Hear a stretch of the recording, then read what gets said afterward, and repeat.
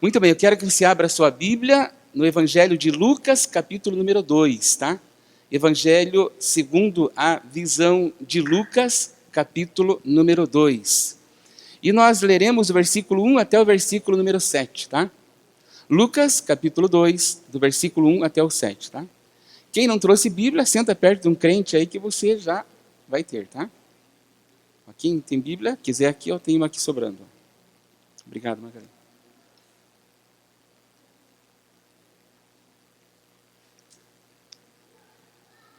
Olha o que diz o texto das Sagradas Escrituras. Diz assim: E aconteceu naqueles dias que saiu um decreto da parte de César Augusto, para que todo mundo se alistasse. Este primeiro alistamento foi feito sendo Quirino presidente da Síria. E todos iam alistar-se, cada um à sua própria cidade.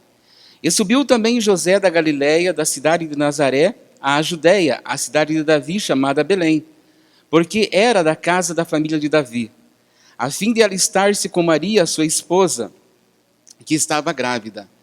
E que aconteceu elas, estando eles ali, cumpriram seus dias e que ela devia dar à luz. E deu à luz ao seu primogênito, e envolveu-o em panos, e deitou numa manjedoura, porque não havia lugar para eles na estalagem. Bem, esse texto você já conhece, né? É um texto que fala sobre o nascimento do Senhor Jesus, e fala que saiu então esse primeiro decreto, onde eles deviam fazer uma espécie de alistamento. É como se fosse um censo no dia de hoje, né? Cada pessoa retornaria à sua cidade aonde nascera, e ali deviam alistar-se, ou seja, cada família fazia um cadastro, né? Hoje seria lá como um cadastro, lá na Receita Federal, né? Então a família ia lá e fazia um recadastramento, ou um alistamento para fazer um censo da população, na realidade, né? Bem, então, José, então, morador ali da cidade chamada Galiléia, ali bem próximo do mar, né? Ele pegou a sua esposa já nos últimos dias para dar à luz, e ele foi em direção, então, até a Belém da Judéia, né? Porque havia uma profecia que o menino nasceria ali, né? Então, o que aconteceu? Eles foram, e no meio dessa trajetória, eles chegarem lá, a criança nasceu, né? E o texto diz, então, que após o nascimento do menino, Jesus, ele foi envolto em panos, e dentro de uma estrebaria, porque não havia hospedagem, não havia hotéis, não havia mais hospedagem, devido ao grande movimento de pessoas que estavam indo para Belém para alistar-se, tá? Então essa aqui é a história que nós vamos falar hoje. E o título da nossa ministração dessa noite é Procurando um Lugar para Nascer, tá? Você pode repetir comigo? Diga assim: procurando um lugar para nascer. Bem, conta relatos históricos que quando José estava chegando perto de Belém, né, que a Maria começou a sentir as dores de parto. E naquele tempo não tinha nenhuma clínica perto, né? Não tinha nada. E quando ela começou a sentir essas dores de parto, o menino já estava quase nascendo. E José então começou a procurar uma hospedaria, ou um hotel, ou alguma casa a qual a Maria pudesse ficar hospedada para que o menino Jesus nascesse, né? Então nós vemos aqui nesse primeiro aprendizado que nós podemos ter nessa noite, a procura, o pai está procurando um lugar para o seu filho nascer. Veja bem que interessante esse pensamento. Primeiramente, o pai, ele vai à procura de um lugar para o seu filho nascer. E ele vai em vários lugares. Ele bate a porta, né? Se vocês lembrarem do Teatro de Sombra semana passada, vocês viram que ele batia a porta e diziam que não tinha lugar. E foi exatamente assim, né? Ele batia a porta das casas, a porta das hospedarias da época, hotéis da época. Ele batia a porta e falava: eu quero um lugar, mesmo que seja um lugar simples, um lugar pequeno, para que meu filho possa nascer. A minha esposa está grávida e não tem como nascer um neném na rua, né? E a resposta para José foi não. não tem lugar para nascer. Não existe lugar aqui. Ou seja, as portas se fecharam para aquele pai que ele queria um lugar, um lugarzinho para seu filho nascer. As portas se fecharam. Não houve quem abrisse uma porta. Não houve quem pudesse abrir a porta para um quarto, pelo menos simples, humilde, para que Jesus nascesse. Então, nessa primeira parte, nós podemos entender assim: o pai procurando um lugar para o filho nascer, e ele não encontrou um lugar adequado para que seu filho nascesse. Bem, já havia sido profetizado em que o menino nasceria numa manjedoura, né? Os profetas profetizaram, os profetas anunciaram que o menino nasceria ali. Então, em virtude do pai José, né? E esse pai José aí, ele é uma representação do pai, do Deus, do Senhor, né?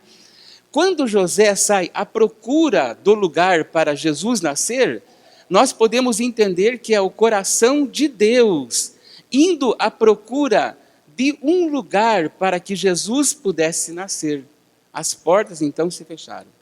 Porém, abriu-se uma.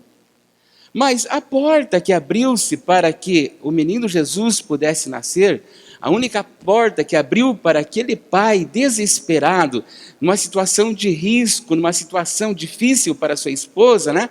A única porta foi a porta de uma estrebaria. E ali era um lugar simples, um lugar humilde, um lugar de humilhação, um lugar de desprezo, onde jamais nenhuma família, por mais simples que fosse, por mais humilde que fosse, ela não gostaria que seu filho nascesse naquele lugar. Mas foi o único lugar que Jesus nasceu. Um lugar simples, humilde, manjedoura, em meio dos animais. O pai procurou um lugar para seu filho nascer. E o pai só pôde encontrar um lugar simples, um lugar humilde, um lugar onde ninguém gostaria que seu filho nascesse ali. O pior lugar de Belém foi aonde Jesus nasceu. O pai procurou, mas ninguém abriu a porta para que seu filho nascesse num lugar decente e num lugar digno. E então ele foi lá e nasceu num lugar simples e humilde. Mas a palavra de Deus, ela é tremendamente abundante. Quando nós somos levados na humildade e quando nós somos levados na maior simplicidade ou até mesmo na maior humilhação, o Pai, então, ele nos exalta. A palavra de Deus também diz que para que se cumprisse as Escrituras, né, certa pessoa, ou certo rei, com medo que seu trono fosse tomado, ele também baixou um outro decreto. Está nascendo um rei aqui nas redondezas. Então ele chamou magos, e vieram de todos os lados, e ele falou assim: eu quero que vocês saiam, eu quero que vocês investiguem por aí, em algum lugar está nascendo um menino. E esse menino, existe palavras de profecia, que esse menino, ele vai tornar-se um rei. Então eu quero que vocês vão lá e descubram, para que eu possa lá e dar cabo dessa criança, para que ele não venha tornar-se um rei futuramente. Mas aconteceu no meio desse caminho aí uma coisa muito interessante. E olha só o que aconteceu no meio desse caminho. Alguns desses magos que vieram do Oriente, eles vieram até Jesus. E eles tinham por revelação profética que surgiria uma estrela, e essa estrela indicaria e apontaria, e assim por diante, aonde estava o menino. E a palavra de Deus diz que quando eles chegaram até lá, eles viram que era Jesus. E naquele lugar, diminui um pouquinho. Oi, mais um pouquinho. Isso, ok, obrigado. E naquele lugar de simplicidade, aqueles 3 magos chegaram naquela humilhação aonde Jesus estava, o único lugar que o pai achou para o seu filho nascer, né? O pai Deus e o pai José, né? E esses 3 homens, eles levaram 3 presentes fabulosos para o menino. Esses presentes jamais chegariam em um lugar como numa manjedoura, como num lugar de humilhação, como aquele era. Jamais chegaria lá se não fosse para alguém como Jesus, que nasceu naquele lugar humilde e simples. A palavra de Deus diz que aqueles magos, eles levaram 3 presentes para Jesus. Um deles era ouro, o outro era incenso e o outro era a mirra. Bem, esses 3 têm uma simbologia profética muito grande. E essa simbologia profética, ela diz a seguinte coisa, que mesmo nascendo em um lugar tão simples e tão humilde, aquele menino seria rei. Ele seria rei. Ou seja, mesmo no lugar de simplicidade, nós podemos reinar, aonde quer que nós estamos. Então, olha o que aconteceu. Aquele menino, ele é levado e é tido nas suas mãos, ou o presente que ele ganhou logo após o seu nascimento, ele ganhou ouro. Ouro simboliza realeza, simboliza que aquele menino seria rei, e ele não seria mais um rei como César Augusto, ou como qualquer outros reis que aconteceram, ou até mesmo como o rei Davi, que foi o maior rei de todos os tempos, mas a palavra de Deus diz que esse rei, o seu reinado, ele seria sempre eterno, esse reinado não teria fim, esse reinado seria para todo sempre, porque ele reinaria para todo sempre, o seu reinado jamais acabaria. Então, ele ganhou ouro, simboliza rei. E a Bíblia diz que através de Cristo também nós somos reis, porque ele tornou-se rei. Um presente que ele ganhou. Mas outro presente impressionante também que ele ganhou foi o incenso, né? E o incenso era tido somente para os sacerdotes. Era só os sacerdotes que tinham incenso, porque os sacerdotes eles iam anualmente lá no templo, ou lá na época do tabernáculo de Moisés, lá no deserto. Então, eram os únicos que podiam adentrar dentro do Santo dos Santos. Ou seja, o tabernáculo, ou o templo de Salomão, ele era composto de 3 partes. Tinha o átrio, ou o pátio, aí tinha o santo lugar e tinha o Santo dos Santos.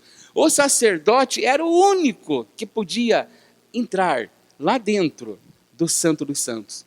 E ali ele ia com o incensário, né? Diante da porta do Santo dos Santos tinha ali o altar de incenso, onde ele devia oferecer ali. Então ele falou assim, esse menino que nasceu aqui na manjedoura, num lugar simples, ele vai ser rei, mas ele também vai ser sacerdote. A Bíblia diz que em Cristo Jesus, eu e você, nós somos reis e somos sacerdotes. Em Cristo Jesus, né? Mas mais uma coisa. Bastião, senta lá, Bastião. Senta lá. Isso, senta aí, querido. Então, mas aconteceu mais uma coisa. O terceiro presente, né, era a mirra. E a mirra era um perfume, né? E era uma unção profética que estava dando sobre aquele homem, sobre aquele menino recém-nascido. Então, amados, vejam bem o que aconteceu nesse inteirinho até agora. O pai procura desesperadamente um lugar para seu filho nascer. E ele bate em todas as portas e ninguém abre a porta para o menino nascer. O menino nasce na manjedoura e ele recebe 3 presentes maravilhosos. A unção de rei, a unção de profeta e a unção de sacerdote. Aí o menino nasceu. Continuando a nossa história, a palavra de Deus diz que ele cresce, aos 30 anos ele começa seu ministério, e aos 33 anos ele morre. Ele morre na cruz. Ele entrega sua própria vida por amor a nós. Agora, a morte não consegue sustentar ali a morte. O espírito da morte não consegue segurar Jesus. A morte não consegue deter, a morte não consegue segurar, aprisionar Jesus. Então a palavra de Deus ensina a nós que ao terceiro dia, o dunamis de Deus, o mesmo lá de Atos 1:8 que diz, derramarei sobre vós o meu espírito, recebereis o poder, né, para ser testemunhas minhas, tanto em Judeia, Jerusalém, Samaria, até os confins da terra.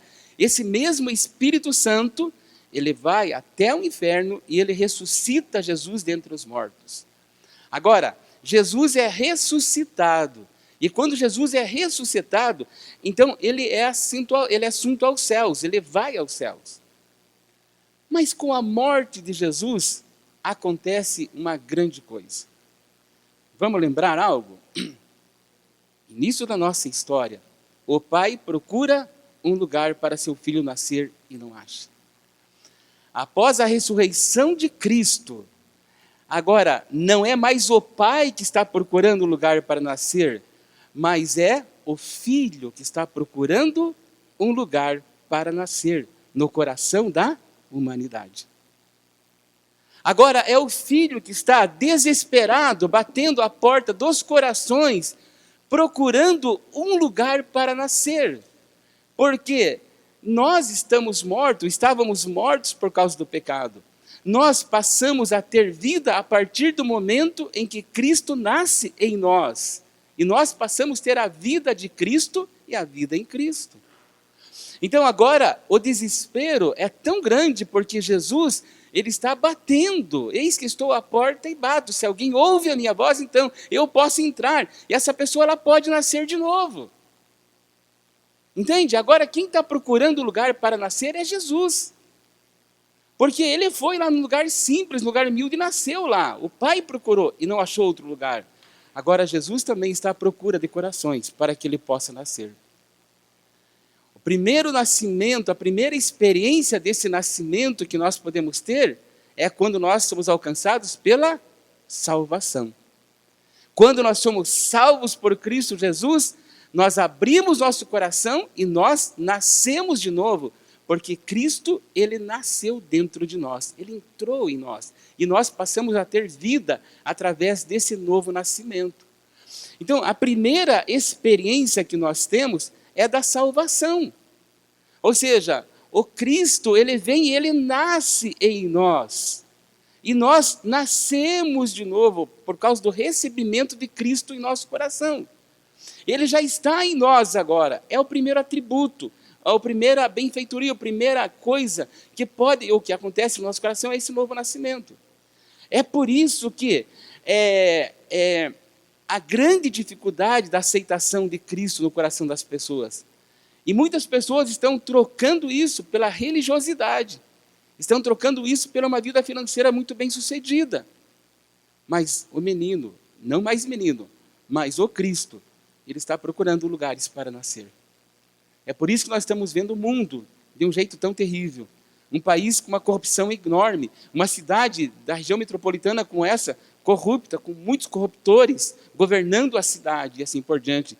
Uma igreja com corrupção dentro da própria igreja, quando a igreja não é dizimista. Quando nós não somos dizimistas, nós somos corruptos. Porque nós estamos arrancando um dinheiro que não é nosso.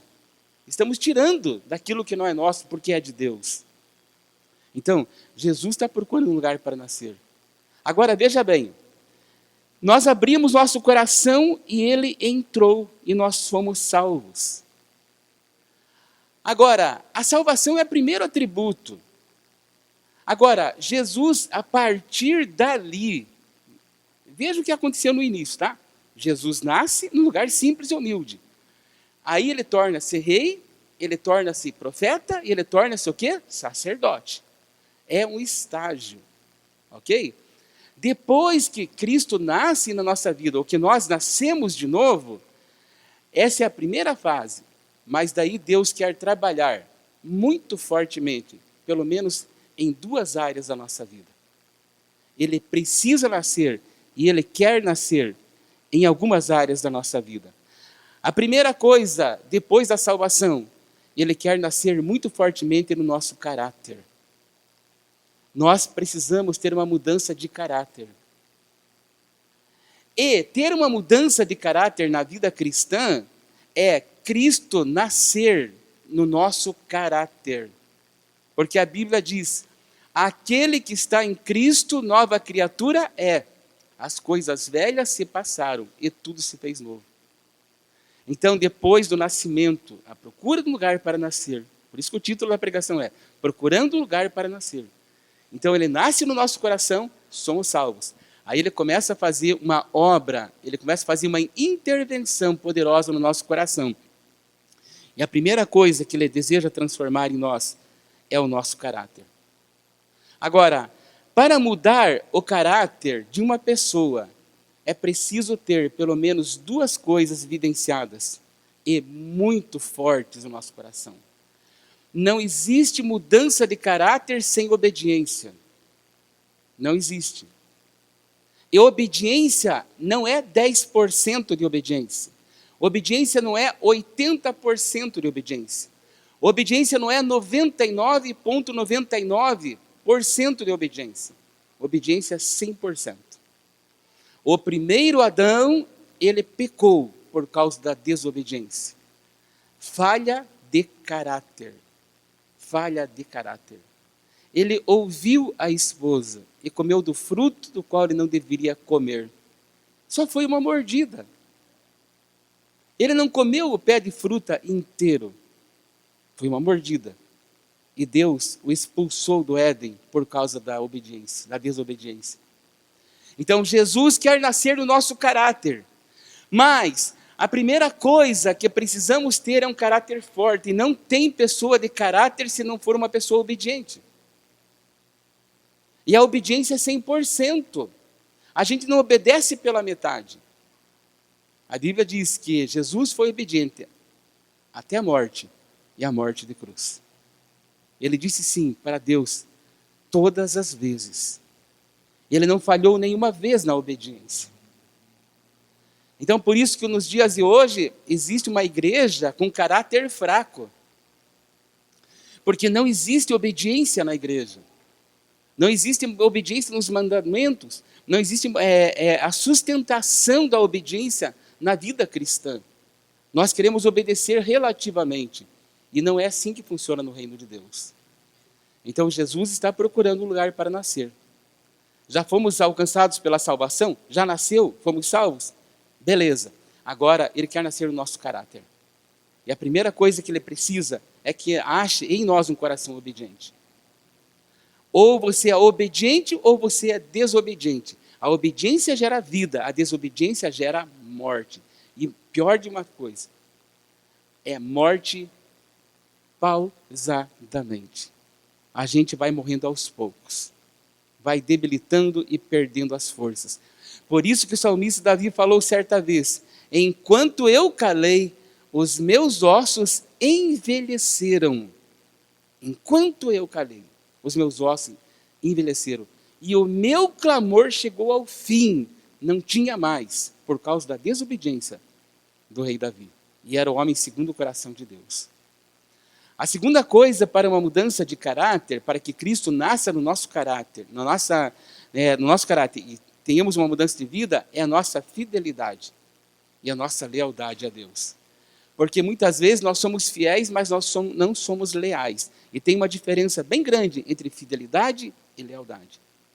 A fidelidade está ligada na minha palavra, quando eu me comprometo, mas a lealdade está ligada aqui no meu coração.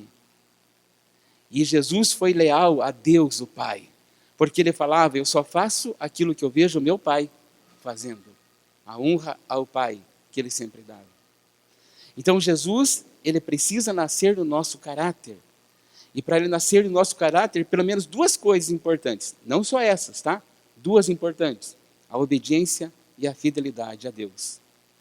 Mas Jesus também, Ele precisa nascer depois da salvação e depois que começa a moldar o nosso caráter, Ele precisa nascer também na nossa família.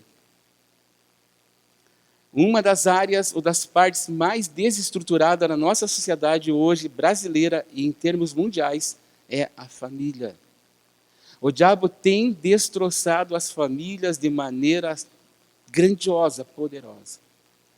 Eu sempre repito para vocês aqui, e não vou cansar de repetir, como a gente faz casamento para lá, outro para cá, e conversa com bastante pessoas. Conversando certo dia com um juiz, ele disse assim: ó, pastor, eu sei que o senhor está aqui para fazer mais um casamento, né? Eu estava junto lá com o juiz. Ele falou: mas infelizmente, a cada 10 casamentos, 6 estão dando em divórcio. 6 que estão dando em divórcio. E isso era no mundo.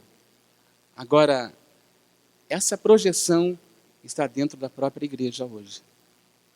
está dentro da própria igreja. Pessoas que conhecem a Cristo e, por não ter um coração perdoador muitas vezes, não perdoam e se divorciam ou se separam. Então, Jesus quer nascer na nossa família também, né? Mas de que maneira que Ele quer nascer na nossa família? Pegando o exemplo da Trindade.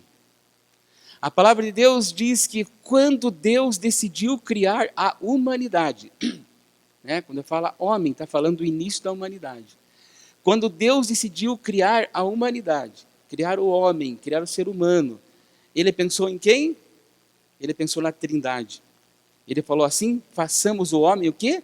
A nossa imagem e a nossa semelhança. A família de quem? De Deus. Do Pai, do Filho e do Espírito Santo. Porque é uma família que tem harmonia. É uma família que tem sustentabilidade. É uma família que tem amor. É uma família que tem unidade. É uma família que não tem conflitos. É uma família onde a unidade é perfeita. É uma família onde tudo funciona corretamente bem. Então, quando Deus constitui a família, Ele constitui dessa forma. Ele pensa na Trindade.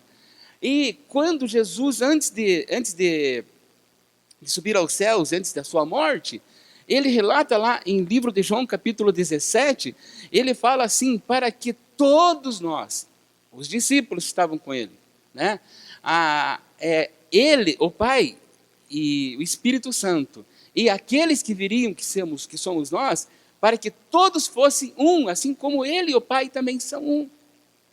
Então, Cristo quer nascer na nossa família. Qual o exemplo de família que nós temos? O exemplo de família é o exemplo da família do pastor Alcemiro, do pastor Valdecir, que é o pastor das famílias. Esqueça. A gente pode ter até bons exemplos para vocês, mas o exemplo mais importante de família é a da Trindade. A do Pai, a do Filho e do Espírito Santo. Aí, a partir dali, então, Deus criou algo, né? Saiu dele, ele, é a essência, é a família. Então Jesus está procurando lugar para nascer na sua família. Para que a nossa família terrena, minha esposa, meus filhos, meus netos, sua esposa, seus filhos, seus netos, eles sejam um exemplo de família aqui na terra. Qual que é o exemplo? É a unidade do Pai, do Filho e do Espírito Santo. A família Trindade, né? Como tem a família Saraiva, a família Silva, a família Pereira, a família não sei o que lá, né? A família Souza, a família tal, nós temos a família Trindade, que é o Pai, o Filho e o Espírito Santo. Essa é a família a qual nós devemos seguir o exemplo. Então, Jesus precisa nascer na nossa família. Ele está procurando lugar para nascer nas famílias, mas as famílias não estão deixando, porque o marido continua sendo turrão, a esposa continua sendo infiel, ou vice-versa, ou cada um tentando fazer do seu próprio jeito, e aí não funciona. Então, Jesus está procurando um lugar para nascer. Você vê que Jesus nasce na nossa vida, nós nascemos de novo, e como nós precisamos que Ele surja muito mais vezes em nossa vida, o profeta Isaías declarou que nasceria um menino e o governo estaria sobre os seus ombros. Quando a Bíblia fala de ombros, está falando de autoridade, de governo. E o seu nome seria Maravilhoso, Conselheiro, Deus Forte, Pai da Eternidade e Príncipe da Paz. Por que Jesus precisa nascer no nosso caráter? Para que nosso caráter tenha governo. Porque Jesus precisa nascer na nossa família, para que nossa família tenha governo, o governo de Deus, porque daí ela é direcionada pelo Cristo, pelo Senhor e pelo Rei. Né? Por isso que o pai procurou o lugar, não achou. Quando ele achou um lugar simples e humilde. Jesus quer nascer num coração simples e humilde. A simplicidade no nosso coração. Né? Então precisamos ter um coração de obediência, precisamos ter um coração fiel e leal a Deus, e precisamos ter uma família devota a Deus, devota ao Senhor, com o nosso coração no Senhor. Tem um terceiro lugar que Jesus precisa nascer. Né? São vários, tá? Eu peguei 3, tá? Caráter, que está ligado à obediência, fidelidade e lealdade, tá? a família, que está ligada ao exemplo da família da Trindade, que é o Pai, o Filho e o Espírito Santo. Agora, qual que é o terceiro lugar que Jesus quer nascer? O terceiro lugar que ele quer nascer é nas nossas finanças. Por que que ele quer nascer nas nossas finanças? Porque quando se trata de dinheiro, o dinheiro é meu. Eu não sei se vocês sabem, mas lá na Coreia do Norte, e lá na Coreia do Sul, e lá na Coreia de qualquer coisa lá, sabia que lá nessa região lá que o evangelho não é pregado, sabia lá que o marido tem o salário dele, a esposa tem o salário dela? E o marido não conta para a mulher dele quanto que ele ganha, e a mulher também não conta quanto ele ganha. E a mulher fala bem assim, esse aqui é o meu dinheiro. E o marido fala, esse aqui é o meu dinheiro. Lá na Coreia, sim, sabia? Aqui não, aqui a gente não tem esse problema no Brasil. Mas lá é assim. Agora, Jesus quer nascer nas nossas finanças, mas existem algumas maneiras de nós permitirmos que ele nasça nas nossas finanças. Porque imagina, ó, você já tem um salário na sua empresa, não tem? Seja ele grande ou pouco, você tem um salário. Ou você tem a sua aposentadoria. Seja com um salário mínimo, ou seja com um pouco mais. Mas todo mês está lá depositado lá na sua conta. E você vai lá e você recebe. Né? Agora, imagina, né? O patrão te dá o teu salário, o teu ordenado te paga. Você vai lá ou recebe a sua aposentadoria e está tudo certo quanto a isso. Aí você controla tudo isso. Né? E você, se você for um bom investidor, você vai investir bem. Você vai comprar casa, vai comprar carro, vai estar bem arrumado, vai fazer bastante coisa se você for um bom administrador.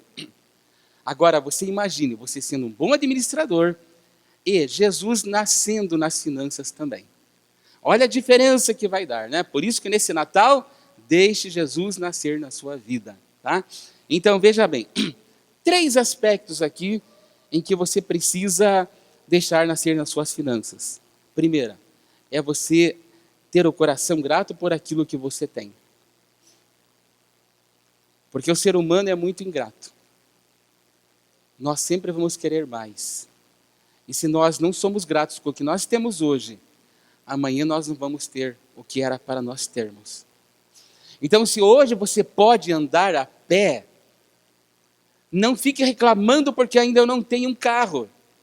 Porque tem gente que nem consegue andar a pé porque não tem pernas e precisa andar numa cadeira de rodas. E tem gente que não tem pernas e não tem nem cadeira de rodas. Primeira coisa, tenha um coração grato. Deixa Jesus nascer nas tuas finanças. E o primeiro aspecto precisa ter um coração grato a Deus. Um coração de gratidão por aquilo que você tem. Tem uma esposa maravilhosa, graças a Deus por ela. Tem um marido maravilhoso, graças a Deus por ele. Tem filhos abençoados, graças a Deus pelos meus filhos. Graças a Deus pelos meus pais. Graças a Deus por esse carro que eu tenho. Mesmo que algumas vezes eu tenha que gastar com o mecânico, eu tenha que empurrar o carro para andar, mas eu tenho um carro. Graças a Deus pela minha casa, porque eu tenho um teto, eu posso deitar, dormir e posso repousar tranquilamente. Graças a Deus porque eu tenho de saúde na minha vida. Eu não preciso ficar, nesse Natal, estou sem dinheiro, não consegui comprar um Chester, não consegui comprar nada. Eu comi feijão, arroz e ovo, glória a Deus que você pode comer, você não está com câncer na garganta, morrendo, que mesmo tendo dinheiro não pode comer nada. Gratidão a Deus. Quando nós temos um coração grato por aquilo que nós temos, Jesus começa a nascer nas nossas finanças. Porque eu vou saber agradecer aquilo que Ele tem me dado. Amados, porque tudo que nós temos vem de Deus. A Bíblia diz que vem do céu, vem de Deus. Então você teve um almoço, teve uma ceia maravilhosa ontem, não foi teu salário que te deu aquilo. O teu salário permitiu que você tivesse aquilo, mas quem colocou na tua mesa foi Deus. Se você está bem arrumado hoje, tem uma roupa nova hoje nesse Natal, conseguiu comprar presente para seus filhos, para seus netos, quem te deu foi Deus, foi o Senhor. Foi Ele que deu. Você trabalhou, esforçou, está tudo certo quanto a isso, mas foi Deus que te deu, foi o Pai. Então tenha um coração grato a Deus. Pelo pouco que você tem, ou pelo muito que você tem, agradeça a Deus.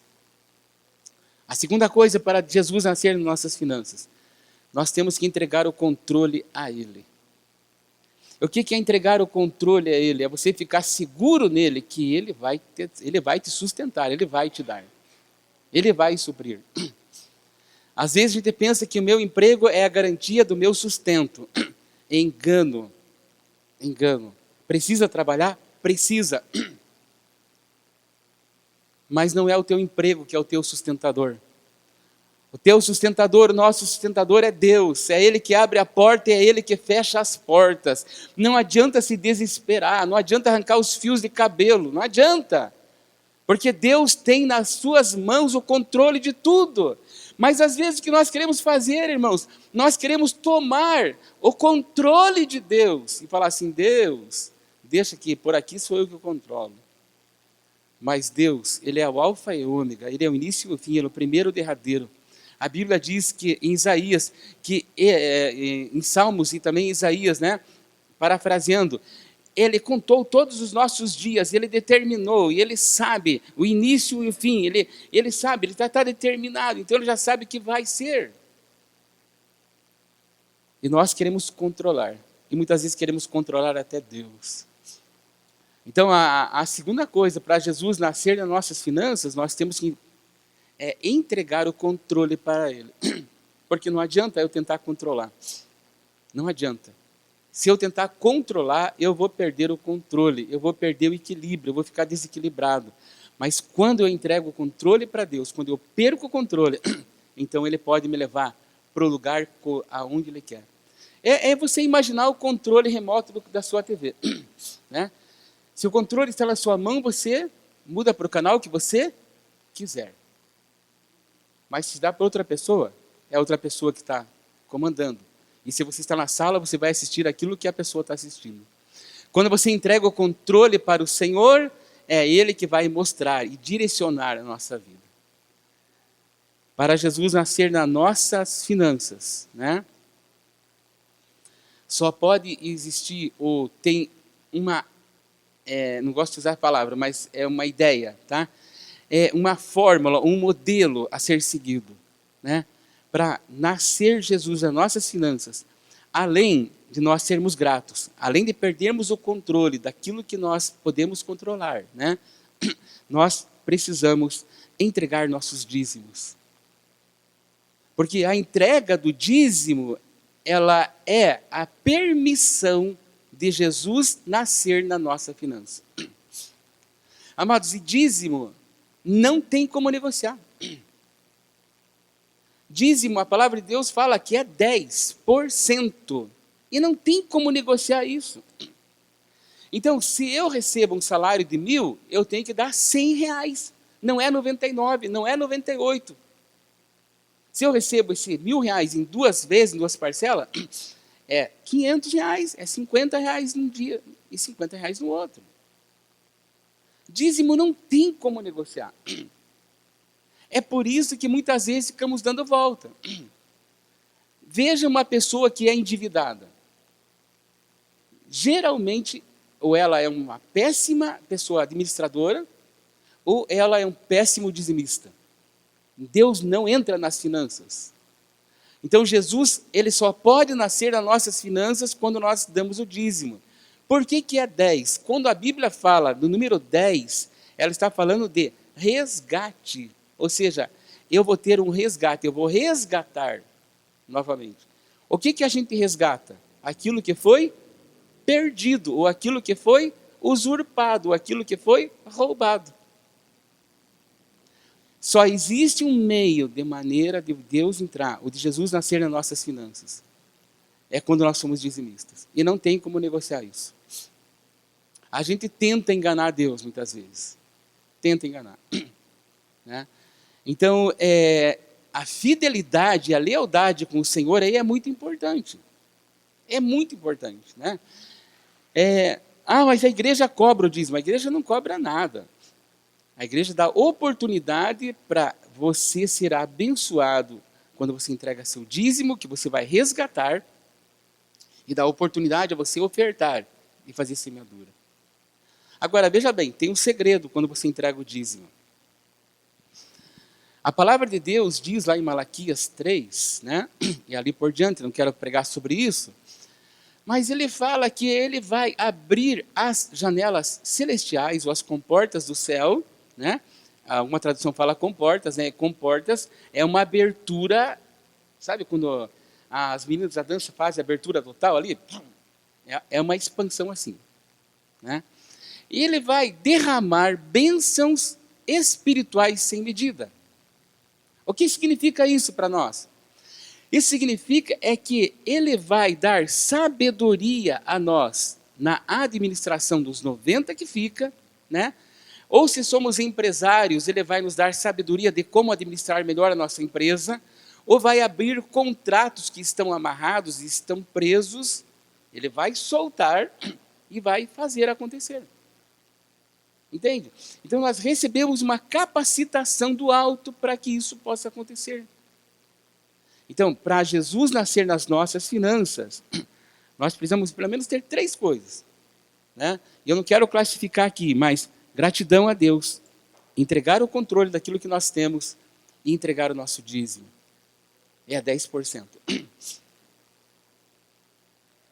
Abraão falou assim, que ele entregava o dízimo de tudo aquilo que vinha nas suas mãos. De tudo entreguei o meu dízimo. Só que agora a gente não pode ser que nem os fariseus, né? Os hipócritas, que davam o dízimo do cominho, da hortelã, né? E se esqueciam de coisas mais importantes também que deviam ser feitas. Ou como, talvez não entregar o controle da sua vida, ou das suas finanças, ou não ter um coração grato a Deus também. Então é acompanhado de várias coisas, né? Então, amados, Jesus está procurando lugar para nascer. Você nasceu de novo? Foi salvo? Glória a Deus, tá? Amém. Agora, ele precisa nascer no seu caráter. E ele precisa encontrar um coração 100% obediente. Ele precisa encontrar um coração 100% fiel e leal a ele. Você nasceu de novo, já tem essas características? Então, ele precisa nascer na sua família, porque ninguém é uma ilha. A nossa família tem que ser exemplo.